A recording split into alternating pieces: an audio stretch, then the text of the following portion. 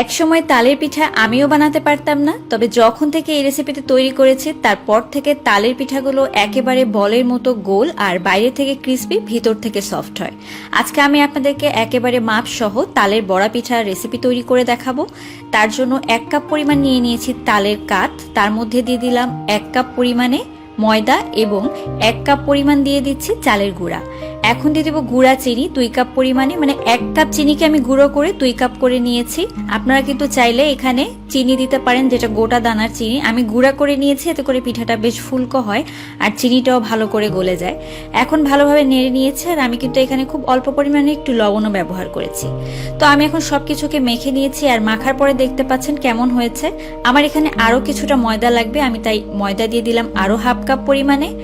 আপনার মাপটা বুঝতে পেরেছেন। আমি প্রায় 1.5 কাপের মতো ময়দা এখানে ব্যবহার করেছি, 1 কাপের মতো চালের গুঁড়া ব্যবহার করেছি। পিঠা তৈরির জন্য ব্যাটারটা কিন্তু আমার এখনো রেডি হয়নি, কারণ দেখতে পাচ্ছেন দেওয়ার পরে কিন্তু বড়ির মতো পিছনে একটা লেজের মতো হয়ে আছে। তার মানে এখানে আরো কিছুটা কাঠ ব্যবহার করতে হবে। আর আমি এই তালের কাঠটা কিন্তু কুক অ্যান্ড ফ্রেশ পেজ থেকে নিয়েছি। আর এরকম ভাবে যদি সহজেই তালের কাঠ পাওয়া যায় তাহলে তো আর পিঠা খাওয়ার কোনো ঝামেলাই নেই, কারণ তালের পিঠা খাওয়ার জন্য কিন্তু এই তালের কাঠটা বের করাই বেশি ঝামেলা। আপনারা কিন্তু এই তালের কাঠটা তাদের পেজ থেকে নিয়ে নিতে পারেন। অসম্ভব সুন্দর সুঘ্রাণ আর একেবারে মিষ্টি তালের কাঠ, যেটা কিনা পিঠা বানালে অসম্ভব মজা লাগে খেতে। আপনারা কিন্তু নিয়ে দেখতে পারেন। সো দেখতেই পাচ্ছেন আমি কিন্তু ভালোভাবে মেখে নিয়েছি, আর এরকম করে দেওয়ার পরে লেজের মতো হয়নি, আর কিছুক্ষণ পর কিন্তু এই ব্যাটারটা মিশে যাচ্ছে। তার মানে এই ব্যাটারটা পিঠা বানানোর জন্য একেবারেই রেডি।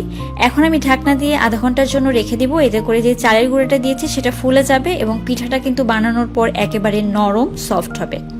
তো আমি দেখতে পাচ্ছেন কিভাবে দিচ্ছি, এভাবেই কিন্তু পিঠাগুলোকে দিতে হবে, তাহলে প্রত্যেকটা পিঠা একদম সমান সাইজে হবে আর দেখতেও ভীষণ সুন্দর লাগবে। তো পিঠাগুলো দিয়ে দেওয়ার পরে আমি চুলার আঁচটা কিন্তু রেখেছি মিডিয়ামে, মানে একদম খুব বেশিও দেওয়া যাবে না, আবার একদম কমও রাখা যাবে না, মিডিয়াম জালে কিন্তু এগুলোকে ভাজতে হবে। আপনারা দেখতে পেয়েছেন আমি কিন্তু কোনো বেকিং পাউডার, বেকিং সোডা কিছুই ব্যবহার করিনি, তাতেই পিঠাগুলো ফুলে কতটা বড় হয়ে গিয়েছে। আর আপনারা যদি আমার এই মাপ অনুযায়ী তালের বড়া তৈরি করেন তাহলে আপনাদের তালের বড়াও এরকম পারফেক্ট হবে, একদম বলের মতো গোল। বাইরেটা হবে একেবারে ক্রিস্পি আর ভিতরটা হবে একেবারে নরম তুলতুলে।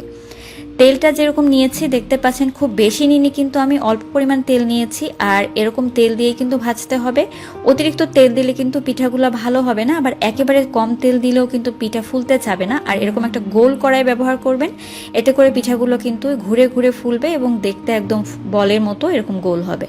তো পিঠাগুলো কিন্তু আমার ভাজা হয়ে গিয়েছে, আমি এক এক করে পিঠাগুলোকে তুলে নিচ্ছি। আর আমার কাছে মনে হয় পিঠা বানিয়ে এরকম করে রেখে দেওয়ার পরে তালের পিঠার স্বাদ আরও বেড়ে যায়, আর টাটকা বানানো পিঠার স্বাদ হয় আরেক রকম। তাই আমি যখনই বানাই একেবারে বেশি করে তালের পিঠা বানানোর চেষ্টা করি। এরকম সহজেই তালের পিঠা আপনারাও বানাতে পারবেন যদি আমার এই রেসিপি দেখে আপনারা একবার ট্রাই করেন। একেবারে সহজ বানানো আর অসম্ভব মজার হয় খেতে, তাই এই শরতে অবশ্যই একবার তালের পিঠা বানাতে কিন্তু ভুলবেন না। সবাই ভালো থাকবেন, আল্লাহ হাফেজ।